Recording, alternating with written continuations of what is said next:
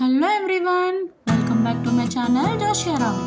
ఈరోజు బొంబాయి రవ్వతో ఒక ఇన్స్టెంట్ బ్రేక్ఫాస్ట్ రెసిపీ చూపించబోతున్నానండి. ఆ రెసిపీ వచ్చేసి రవ్వ పొంగడాలు. ఈ రవ్వ పొంగడాలు పైన క్రిస్పీగా లోపల సాఫ్ట్గా చాలా బాగుంటాయండి. చూసారా ఎంత క్రిస్పీగా తెలియని వాళ్ళు ఉంటే కనుక ఇలా చేసి పెట్టండి, తప్పకుండా నచ్చుతుంది. మరి లేట్ చేయకుండా ఈ రెసిపీ మేకింగ్ ప్రాసెస్ని చూసేయండి. ముందుగా ఒక బౌల్ తీసుకుని 2 కప్పుల బొంబాయి రవ్వను వేసుకోవాలి. నెక్స్ట్ రుచికి సరిపడా ఉప్పు, 1/2 స్పూన్ బేకింగ్ సోడా, 3/4 కప్పు పెరుగు వేసి బాగా మిక్స్ చేసుకోవాలి.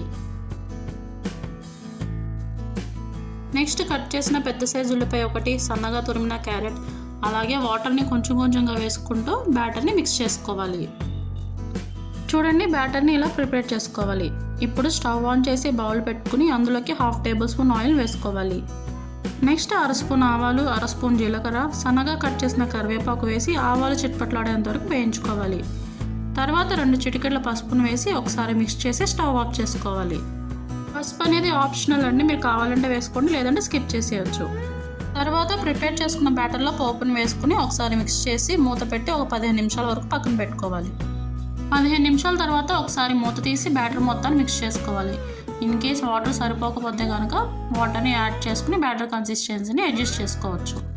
చూడండి, కన్సిస్టెన్సీ అనేది మరీ థిక్గా లూజ్గా కాకుండా ఇలా మీడియంగా ఉంటే సరిపోతుంది. మన పొంగడాలు అనేవి బాగా వస్తాయి. ఇప్పుడు స్టవ్ ఆన్ చేసి పొంగడాల ప్యాన్ పెట్టుకుని అన్ని గుంతల్లో ఆయిల్ వేసుకోవాలి. ఆయిల్ వేడెక్కిన తర్వాత బ్యాటర్ని వేసి మూత పెట్టుకోవాలి. ఫ్లేమ్ని లోలో పెట్టి మాత్రమే పొంగడాలను ప్రిపేర్ చేసుకోవాలి. హై ఫ్లేమ్లో పెట్టి చేసుకుంటే కనుక పైన మాడిపోతుంది, అలాగే లోపల కూడా ఉడకదు.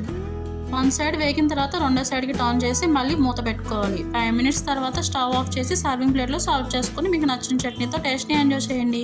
మరొక టేస్టీ రెసిపీతో మళ్ళీ కలుద్దాం. అంతవరకు సెలవు.